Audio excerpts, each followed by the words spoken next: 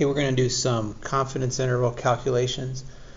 Again, the context here is we're doing logistic regression with one predictor, and we're trying to predict a qualitative response where there are only two options, one for success and 0 for failure.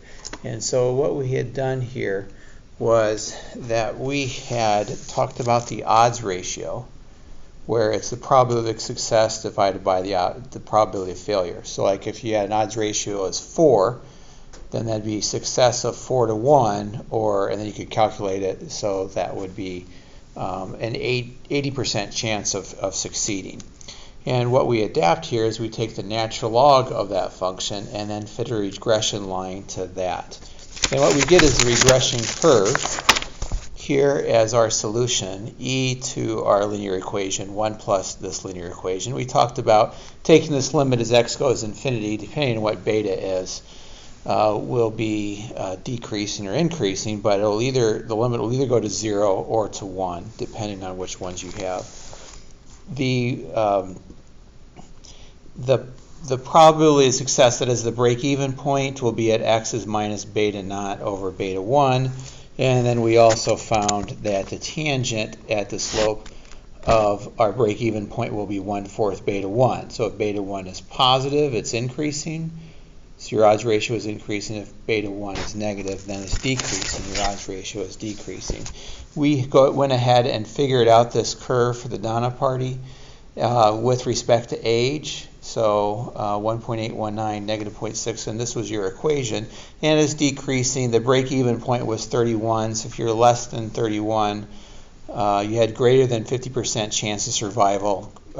More than 31, you had a less than 50% chance of survival. So on video 3, we went and discovered that the test statistics was G equals 5.56, the corresponding p-value, and we can reject the null hypothesis. There was statistical evidence that has utility, sort of like our overall left test. But now let's go to the part B. We also did this one. Does the individual predictor have a significant effect? Does the age have a significant predictor? And we went through that and found out that Z had a value of negative 2.606. Its p-value is 0.039. We reject the null hypothesis. We have statistical evidence that the predictor age adds utility to the model. In other words, age would be a good predictor of whether you survived or not. Now, let's talk about the significant predictor affect the response variable. This is where I needed to write things down. So let's go ahead and write things down here. So the odds ratio then, as you recall, will be sort of like, well, what's the change going to be if we have one more year? And so what we want then is to find out what E to the beta 1 is. That's going to have our odds ratio. That is, that's going to give us, for an additional increase in x, in this case age, how are my odds ratio going to increase or decrease. So let's go ahead and plug it in for our particular example. Remember that beta 1 was equal to negative 0.0665, and if you go ahead and calculate that on your calculator, you get that to be 0.9357. So on average, your rates of survival for each age you have will go down by 93% for the odds ratio, and then you'd have to convert that to a probability if you'd like. So let's go ahead and take a look at our Minitab output to see what our confidence interval, how we could calculate our confidence interval. So here you can see the age, that beta 1 is again equal to negative 0.0665, and the standard error is 0.0322. Right here, this 0.032 and our negative 0.0665. So let's go ahead and figure out our confidence interval, and from that confidence interval we can figure out our odds ratio change or estimation. So remember, what we have is our estimate plus or minus our standard error, or actually our multiplier, times our standard error. And since we want a 95% and it's a z-score, we could go ahead and use our calculator to do our distribution inverse norm 0.97501, because remember, you have to put split up to 5% on both ends, and you end up getting a 1.96 as the multiplier. So the estimate is negative 0.0665 plus or minus 1.96, and from our Minitab output, we could see that the standard error is 0.0322.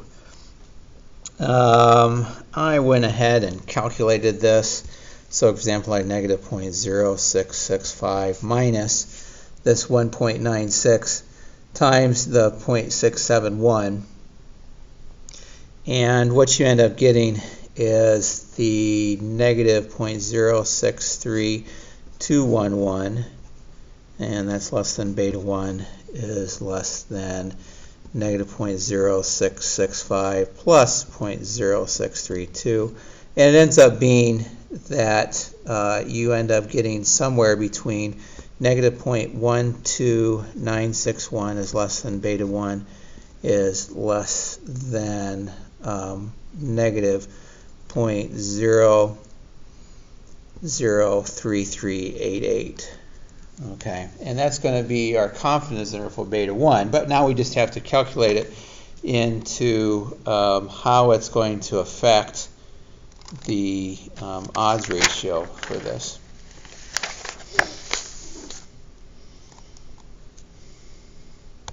And so the odds ratio that we get then is that we have to take the exponential of each of these, negative 0.12961 beta 1. So this is the change.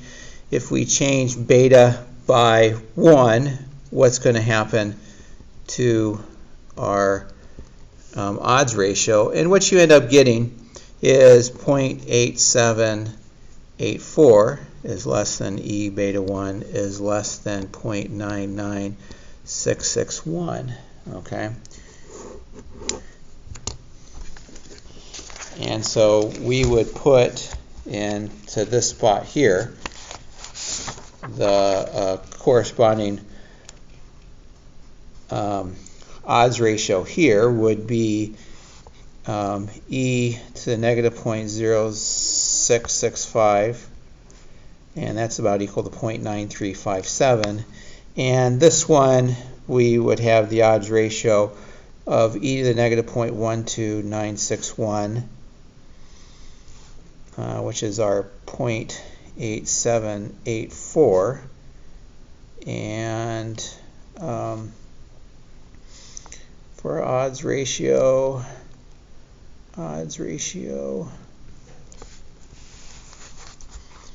less than e to the negative 0.003388 is less than 0.99661, and you could calculate that.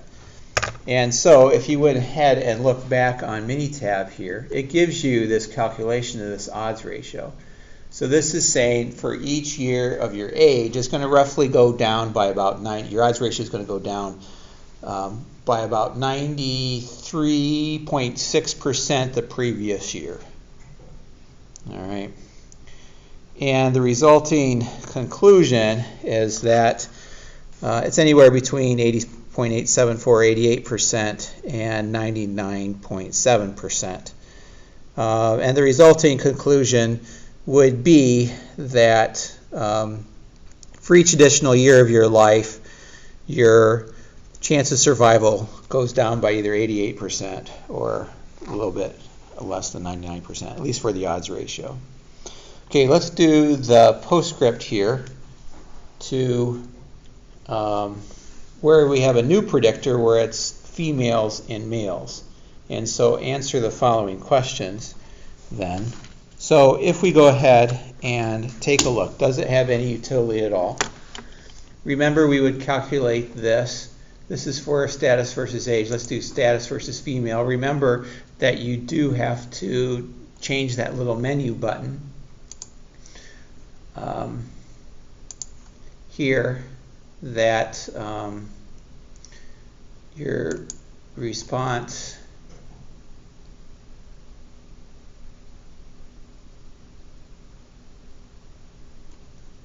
continuous predictor would be age, and I don't see your survival. I guess it's, did I lose that data? Let's see.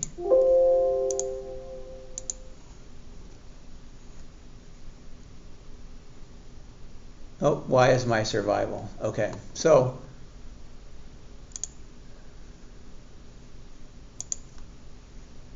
why is whether I survive or not, the continuous predictor would now be female. And just remember your options are here, that you're going to use the, oh, okay. I need to do binary logistic regression. So the response is whether you survived or not. The continuous predictor now will be that you're female. And again, the options here you need to do is change this from wall to the likelihood ratio test to get this part.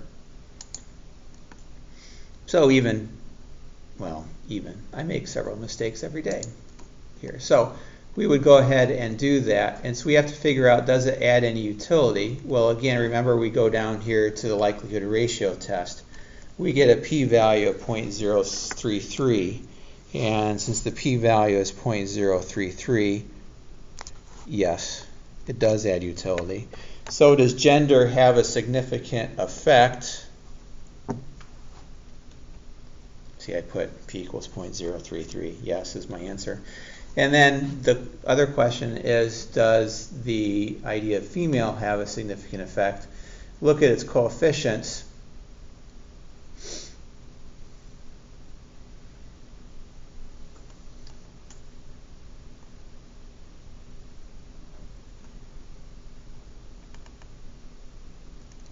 And we get 1.386 and 0.0671.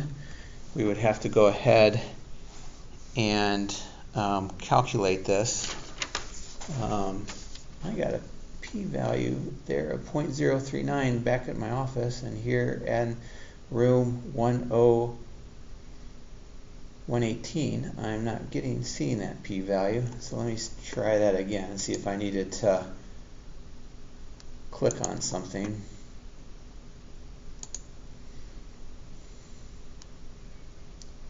Deviant, okay. Model, okay. Storage, fits. Oh, okay, well, I guess I'll go ahead and have to calculate it myself. It's not that hard to calculate it. The z-score would be 1.386. 1.3x6 minus 0 over the standard error of 0.0671. 0.0671, and if I went ahead and calculated that, 1.386 divided by 0.0671, I would get something a little bit bigger. Did I put an extra 0 in there? I did. All right, so it should be 0.671.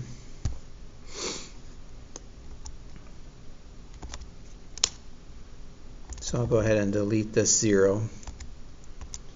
And I get a 2.60555.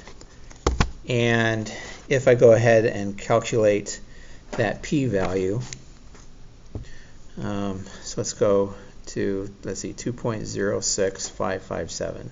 All right, so distributions, normal CDF from negative 2.0655 to 2.0655, I get a p or 0.961. Take one minus that answer, and I get a p-value of 0.039. So yes, it does have an effect. Reject the null hypothesis. Remember, our null hypothesis would be that beta 1 was equal to 0, or alternative would be beta 1 is not equal to 0. If we get a p-value of 0.039 at the 5% significant level, we would say yes, it does. And then to how does the gender affect this variable, we would do the same sort of deal. We would have our result of 1.386, so we would have e to the 1.386, because this is the value I got from my beta next to the natural log of my odds ratio using that linear equation, and that is equal to e to the 1.386 is equal to almost 4, so I'm going to say it's 4. And then to find the confidence interval, I would need to find out what my standard error was. It's right here, 0.671. So again, I have my estimate plus or minus my multiplier times my standard error. So my estimate is 1.386 plus or minus my multiplier 1.96 times my standard error of 0.671. If I go ahead and do that, what I end up getting is 0.0708 is less than beta 1. Because remember, we did a new regression here with males and females, as opposed to up here we did it with age. And beta 1 is going to be less than 2.70116. So if you go ahead and take a look at the e to the beta, what you end up getting is 1.0794. Here you get 14.794, and lo and behold, let's check to see if that's what Minitab got. Of course, it's difficult for you to see that, 1.794 e to the beta 1. And if you take a look at that, my odds ratio there is 1.7 and 14.71. So if you're a female, but maybe as opposed to a male, let's say of given conditions, you would have 4 times greater chance of surviving, or anywhere between a little bit more than 1 up to almost 15 chances of surviving with your odds ratio than for a male.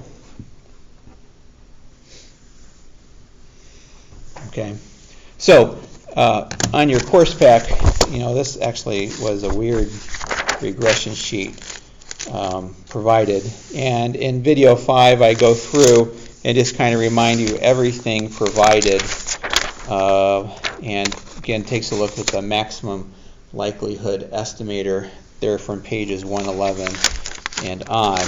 And so here is that context that the odds ratio for the confidence interval, it's the ratio, the odds ratio of 1 year divided by the odds ratio of the preceding year, and you get the e to the beta 1, and so again you get that confidence interval. So thus endeth video 4. If I can find the little thing that ends it.